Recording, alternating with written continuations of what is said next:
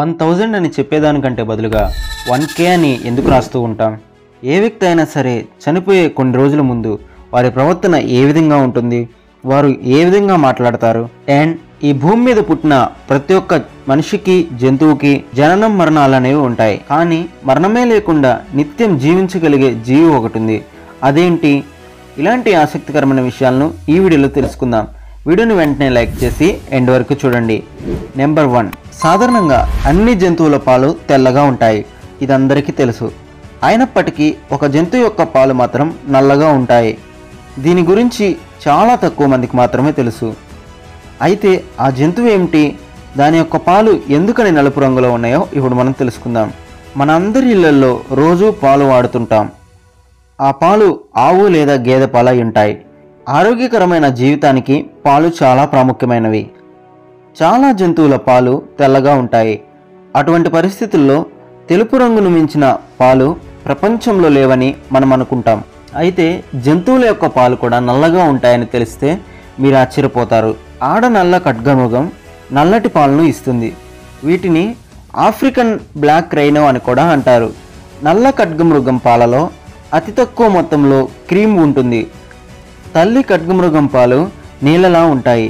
ఇందులో 0.2% కొవ్వు మాత్రమే ఉంటుంది. అందుకనే దీని పాలు నల్లగా ఉంటాయి. ప్రపంచంలో మరే జంతువు యొక్క పాలు కూడా నల్లగా ఉండవు.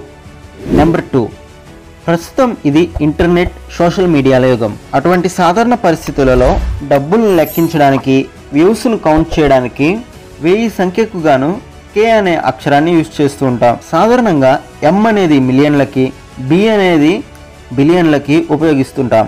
అటువంటి పరిస్థితులలో 1000కి T అనే అక్షరం వచ్చి ఉండాలి కదా. కానీ K అక్షరం ఎందుకు వచ్చిందో తెలుసుకుందాం. 1000 నెంబర్కు మాత్రమే K ఎందుకు ఉపయోగపడుతుంది? ఇది తెలియాలంటే మనం చరిత్రలోకి వెళ్లాల్సిందే. దీని వెనుక ఒక ఆసక్తికరమైన కారణం ఉంది. వాస్తవానికి అనేక గ్రీకు దేశాలు రోమన్ సంస్కృతిచే బాగా ప్రభావితమయ్యాయి. 1000కి K అనే అక్షరాన్ని ఉపయోగించడం కూడా రోమన్ సంస్కృతి నుండే వచ్చింది. గ్రీకులో 1000ని చిలోయ్ అనే పదంతో పిలుస్తారు. ఫ్రెంచ్ వారు చిలోయ్ అనే గ్రీక్ పదాన్ని కిలోగా కుదించారు.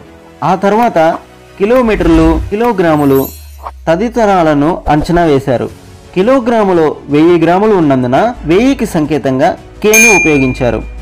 ఈ విధంగా కిలోకి K గుర్తు ఇవ్వబడింది. ఇది కాకుండా మిలియన్కి M, బిలియన్కి B, ట్రిలియన్కి T ఉన్నాయి. అందుకే మనం T అక్షరాన్ని 1000కి ఉపయోగించకుండా Kతో సూచించడం ప్రారంభించాం. నెంబర్ 3, ఏ వ్యక్తి అయినా సరే చనిపోయే ముందు ఏం చేస్తాడు, ఎలాంటి మాటలు మాట్లాడతాడు అనే అనుమానం అందరికీ ఉంటుంది. అయితే హాస్పిటల్లో పనిచేస్తున్న వారు ఈ విషయాన్ని గురించి ఏం చెప్తున్నారో తెలుసుకుందాం. ఒక వ్యక్తి మరణ సమయంలో ఎప్పుడూ నిజమే మాట్లాడతాడు.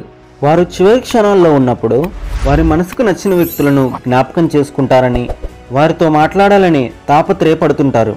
చనిపోవడానికి సిద్ధంగా ఉన్న చాలామంది ఈ ప్రపంచాన్ని విడిచిపెట్టి వెళ్ళిపోయినా తన వారిని జ్ఞాపకం చేసుకుంటారు. అలాగే కొంతమంది వింత ప్రవర్తనలు చేస్తూ ఉంటారు. ఈ సమయంలో వారి శ్వాస విధానం మారడం ప్రారంభమవుతుంది. వారి చర్మం యొక్క రంగు కూడా మారడం ప్రారంభమవుతుంది. ఇవి మరణానికి కొన్ని గంటల ముందు కనిపించే సంకేతాలుగా మనం చెప్పవచ్చు. నెంబర్ 4, పుడితే చనిపోవాల్సిందే. ఇదే నియమం. మరణం ఎప్పుడు జరుగుతుందో ఎవ్వరికీ తెలియదు. ఇది మానవులకే కాదు, భూమి మీద పుట్టిన ప్రతి జీవికి సంభవిస్తుంది. అయితే ఈ నియమం జెల్లీ ఫిష్కు మాత్రం వర్తించదు. జంతు శాస్త్రజ్ఞులు దీనికి టురిటోస్పిస్ దేహ్ని అనే శాస్త్రీయ నామం పెట్టారు. ఇది నిజానికి జెల్లీ ఫిష్ యొక్క చిన్న జాతి. దీనికి జీవ సంబంధమైన మరణానికి సంబంధించిన ఆధారాలు కనుగొనబడలేదు. అందుకే దీన్ని ఇమ్మోర్టల్ జెల్లీ ఫిష్ అని పిలుస్తారు. ప్రపంచంలో ఎప్పుడూ చావని జంతువు ఇదే. దీని వయస్సును ఖచ్చితంగా అంచనా వేయలేకపోవడానికి కారణాలు చాలా ఉన్నాయి. ఈ జంతువు యొక్క ప్రత్యేకత ఏమిటంటే, ఒక్కసారి పరిపక్వం చెందితే అది తిరిగి తన అసలు స్థితికి చేరుకుంటుంది. దాని పరిపక్వత మరియు దాని మునుపటి జీవస్థితికి వచ్చే ప్రక్రియ నిరంతరం కొనసాగుతుంది. శాస్త్రీయ పరంగా ఈ జెల్లీ ఫిష్ ఎప్పటికీ చనిపోదు. అందుకే దీనిని అమర జెల్లీ ఫిష్ అని కూడా అంటారు.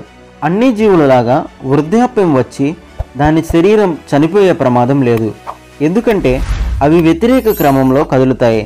నేషనల్ జియోగ్రాఫిక్ పరిశోధనల ప్రకారం జెల్లీ ఫిష్ శరీరంలోని ఏదైనా భాగం గాయపడినా లేదా అనారోగ్యంగా ఉన్నట్లయితే అవి వెంటనే పాలిష్ స్టేట్లోకి వెళ్తాయి.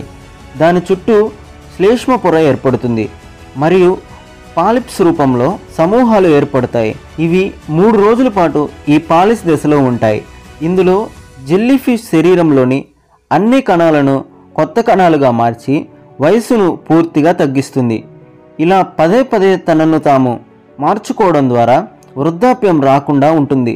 అయితే వీటిలో కొన్ని మాత్రం ఏదైనా పెద్ద చేప వీటిని తింటే లేదా ఏదైనా పెద్ద వ్యాధి వచ్చినప్పుడు మాత్రమే చనిపోతాయి. సాధారణంగా వృద్ధాప్యం వచ్చి చనిపోయే అవకాశం మాత్రం ఈ జెల్లీ ఫిష్కు ఉండదు. మీరు ఎప్పుడైనా జెల్లీ ఫిష్లను చూస్తుంటే కింద కామెంట్ సెక్షన్లో తెలియజేయండి. వీడియో నచ్చితే వీడియోకి డెఫినెట్గా లైక్ చేసి మీ ఫ్రెండ్స్తో వీడియోని షేర్ చేసుకోండి. Thanks for watching.